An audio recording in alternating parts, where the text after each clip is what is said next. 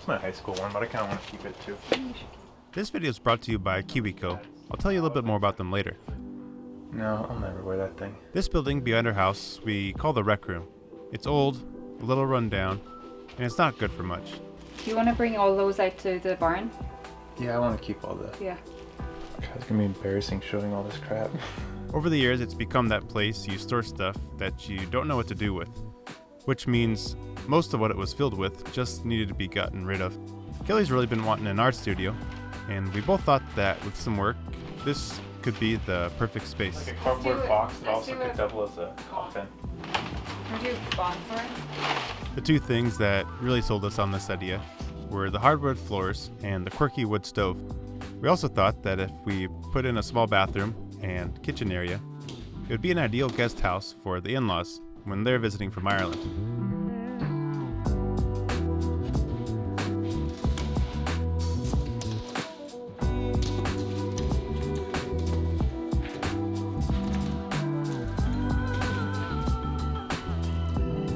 We started pulling down the interior walls.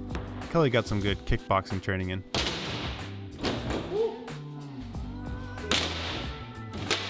She's really been missing her gym lately. It's crazy how much bigger the space felt once it was all cleared. This building has some cool history actually. It was an army barracks from Camp Adair, which was an army training facility outside of Corvallis, Oregon. The camp, which was home to up to 40,000 people at its peak, was rapidly built in 6 months following the attack on Pearl Harbor. After the war ended, the camp disbanded, and the buildings were sold at auction to civilians in the area. The previous owners of my house moved this building 30 miles and rebuilt it where it stands today.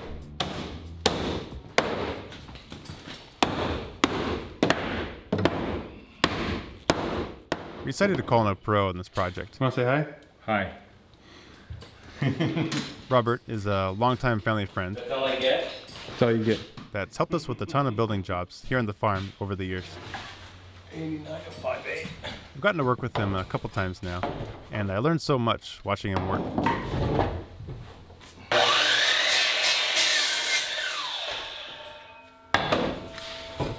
It's summer and busy here on the farm, so I was going to be jumping in and out on this project, leaving Robert to work when I needed to. Fit? Yeah. Right here. I think it's right here. Wait. Yeah, right there. Is it? With all the walls taken down and things cleaned up, we started framing the couple of small changes we were making to the layout of the building. This is the original layout of the rec room. We're getting rid of this small room in the back, shortening this dividing wall a bit, bringing this wall up a bit so we can fit a couple of freezers in the space. And then this will be the small kitchen area with the big basin sink for Kelly to clean up art supplies. And a stove goes here, so the Irishes can put the kettle on when they're staying here. On the back side is where we're putting the small bathroom. Through the bathroom is this small enclosed space, which is going to be a dark room for Kelly's screen printing. And all this area is going to be left open for art studio workspace.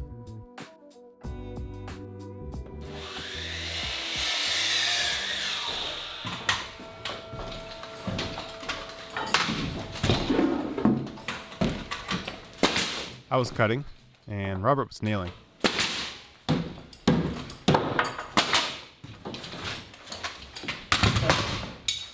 Aiden? Yep. Aiden. My mom and Kelly scored big at the local Habitat for Humanity restore when they found 7 brand new big windows and a patio door, all for $400. Huh? And put your metal blade in? Or what?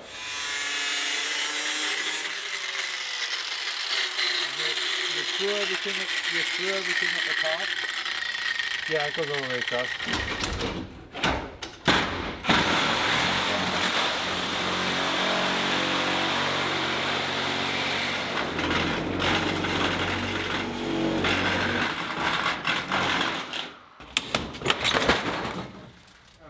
It tore it right here.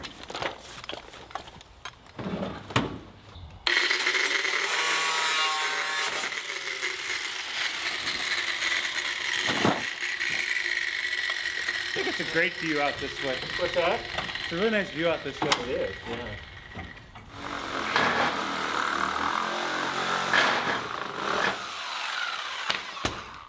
Alright, now we can get rid of this. The new windows and doors were going to let a lot of light into this dark building, and we thought they had really changed how this space felt.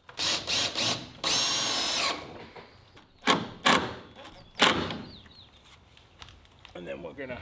We framed in the rough openings for the windows and doors, and then cut through the tin siding.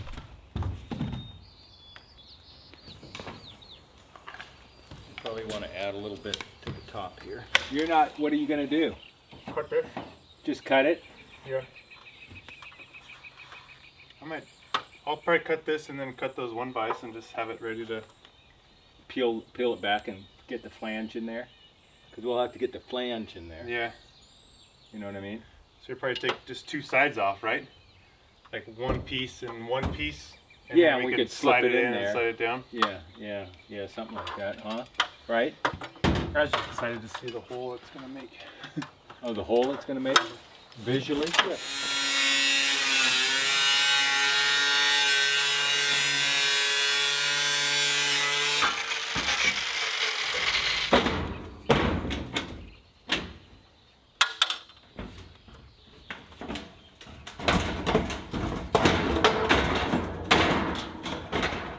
Before we set the windows, I'm really excited to tell you about the sponsor of this video, KiwiCo. I think this is my favorite sponsor yet. KiwiCo creates super cool hands-on projects and toys designed to expose kids to concepts in science, technology, engineering, art, and math, and are a great resource for learning at home. Each box comes with all the supplies and tools needed for that month's project. Kelly quickly called dibs on building the drip irrigation system, and I was excited to build a wind-up flashlight and working headphones. The thing that I loved about these builds was that while they're clearly well engineered and designed, they still require you to be mindful and deliberate while building, and patient at times, like when you're tightening down a small bolt in a tight space, which are very valuable skills for all of us to learn. Each kit includes a great set of instructions that are easy to follow and do a great job explaining how things are working along the way. KiwiCo has a great online store, and projects can be purchased individually or as a subscription. Visit kiwico.com/rainfallprojects and use my promo code RAINFALL for 20% off everything on the site, which is both subscriptions and everything in the store. Click the link in the description below. Man, I can't recommend KiwiCo's projects enough, and Kelly and I had a ton of fun putting them together. Thanks, KiwiCo. You're gonna pretend you're taking it off? What a loser. Now go like this, Justin. I kept telling Robert I was going to edit him out of the video and make it look like I was doing everything. I came home from planting beans in the farm to see Robert had gotten all the tin siding pulled off, so we can put up some house wrap. After thinking about it, we were worried about condensation building up on the inside of the tin when heating the art studio on cold days in the winter. We decided to take a step backwards and take it all down, and it was going to be easier to set all the windows anyways with the tin off now. Hopefully I won't run into something. Birds had been nesting in the attic for years, and it was amazing how much straw they had packed up there. There are raccoons up there. Give me that nest back. What the hell is your problem? That's what Because it's gonna go that direction. Okay? Okay. So we have to start over here. We realized we were both OCD with our house wrap jobs, and always have to make sure the lettering is right side up, even though you'll never see it. And if they die, then we're off the hook. Okay, I gotta go up. I go up a little bit more. Okay, there you are.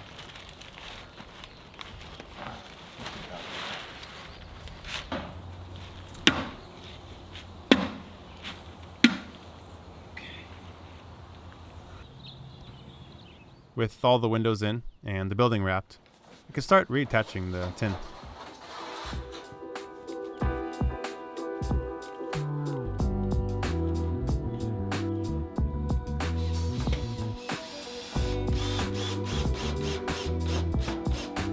Most of it had been cut for the new windows already, but a couple still needed some angle grinder work to fit.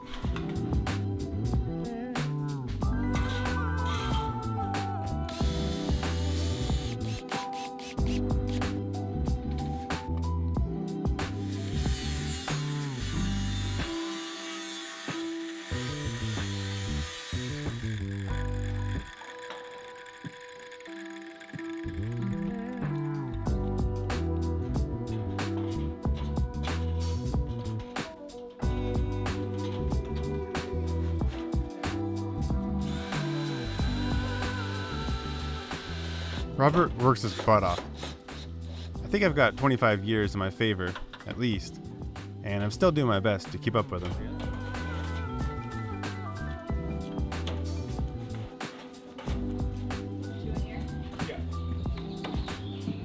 This is Kelly and I again, taking credit for the work that Robert actually did. Okay, bottom one.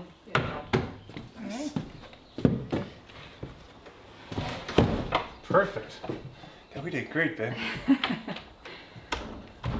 Looks like a pro put this door in. But either way, the new door got hung. That's the important part. After we got the door hung, Kelly ran all the electrical, which consisted of a bunch of outlets, lights, and a couple of cadet heaters. You sure you don't want to go in the attic?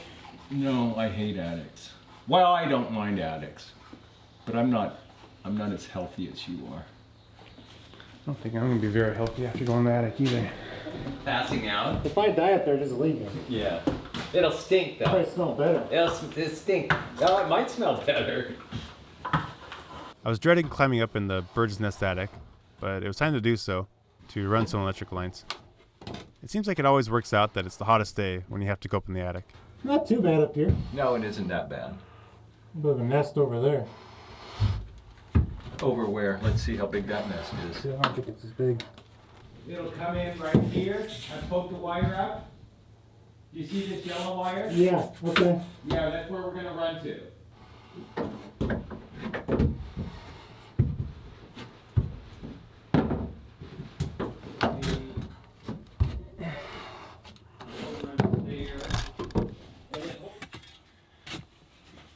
I was actually very excited to get out of the attic and start digging a trench for the water lines. It was super convenient that our hot water heater is in this small space right opposite the studio. So it's going to be easy to get both hot and cold water lines out there. You taking a picture? You digging a hole? Mm-hmm. Nice. Exciting stuff, you know? Yeah. I just needed to dig under the foundation on both sides, which meant it was time for me to explore the crawl space under the house now. I went from the attic to the crawl space in about an hour. You could package this. I'm dead serious. Look at this. Premium Willamette Valley soil. Well, it's not. No, this is like really good loam. Yeah. Man, makes the stuff in Tennessee look like shit. Should start a farm around here. I know. Why don't we? Robert lives half the year in Tennessee, so a good portion of our conversations revolved around comparing life in Tennessee to life here in Oregon. No offense to any Tennesseans watching, but life sounds very different over there, at least coming from Robert.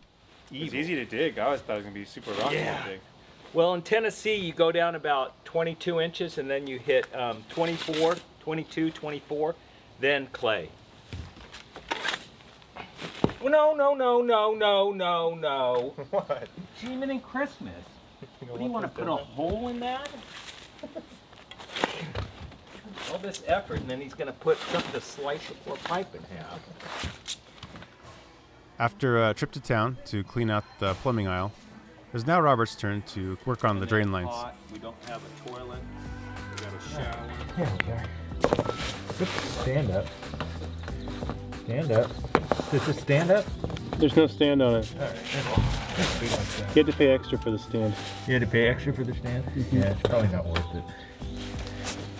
Boy, it's hot in here now.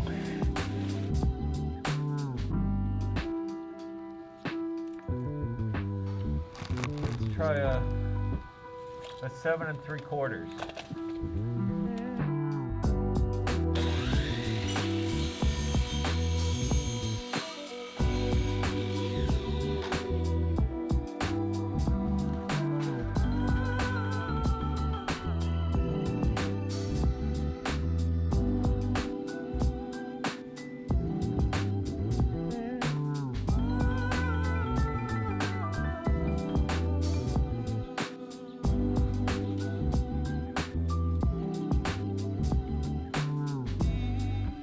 Once all the drain lines and vents were popped up through the floor, Okay, coming down the toilet hole.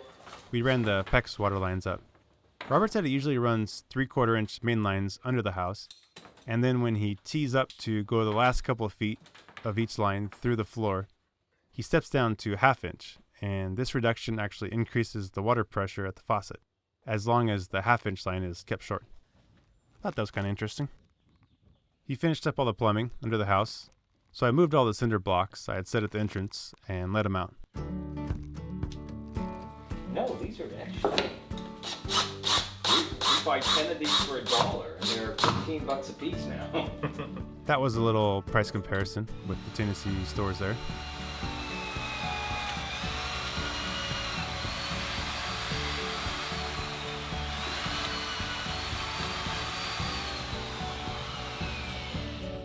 Robert does such a great job neatly laying out all the plumbing and electrical. I think it's all stuff I could do, but it would take me years to figure it all out, and countless trips to town to get one more fitting I forgot. It's so impressive how quickly he can see how it all needs to be laid out. We started throwing some insulation up in the walls, which there was very little of originally, and then we hauled in a bunch of drywall, which Kelly and I will steal all the credit for hanging coming up in the next video. Can we go one more here? Yeah. Yeah, you got a stick, I don't. Let me make it work. That's your problem. It is my problem, that's why I'm saying something. There you go. Alright, can you finish this by evening? Yeah, I'll stay up. Just I can do it. About time you got some work done around here.